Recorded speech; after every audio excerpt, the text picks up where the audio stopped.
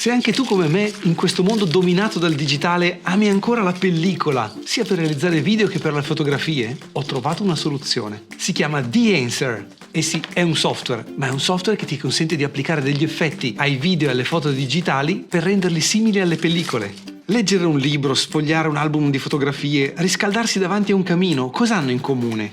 Il fascino dell'analogico, imperfetto rispetto al digitale, ma estremamente reale e veritiero. Per questo ho provato The-Answer e ne sono rimasto piacevolmente stupito. È un software di abbruttimento, passatemi il termine. In un mondo dove tutti cercano di essere esteticamente perfetti, quello che fa questo software è proprio il contrario. Trasforma un'immagine o un video digitale in analogico. Ovviamente lo fa in digitale, che potrebbe sembrare un controsenso, ma ti consente di partire da un'immagine estremamente nitida e satura di colori e renderla più reale. Esiste come plugin per diversi programmi, per Adobe Premiere Pro, After Effects, DaVinci Resolve, Final Cut Pro per i video e per Photoshop e Lightroom per le immagini. La cosa bella è che tutti questi plugin hanno la medesima interfaccia grafica, quindi una volta imparato ad utilizzarne uno puoi lavorare allo stesso modo con tutti gli altri. Vediamo insieme come ho modificato un filmato per dare l'idea che fosse una ripresa di tanti anni fa. Negli effetti scelgo The-Answer Pro e lo applico a un livello di regolazione.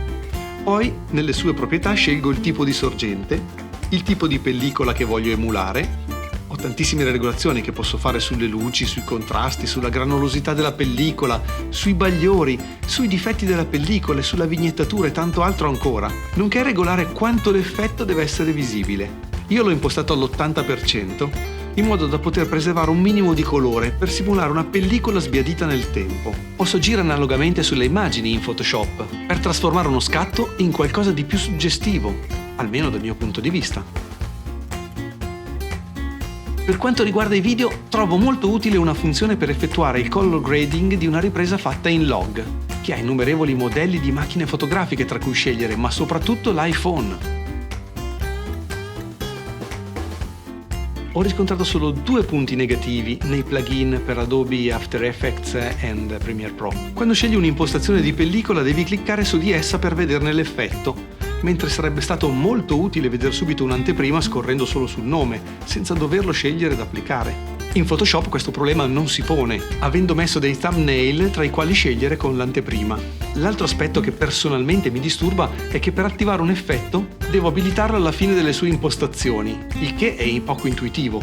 Sarebbe stato meglio se fosse stato attivabile da subito, come accade nel plugin di Photoshop. In conclusione, aver scoperto The-Answer mi dà una marcia in più per poter essere creativo nella realizzazione di video originali. Nella descrizione qui sotto trovi tutti i link per poterlo scaricare e anche un codice per beneficiare di uno sconto del 10%, che non è male visto che questi prodotti hanno un prezzo importante, almeno per le mie tasche.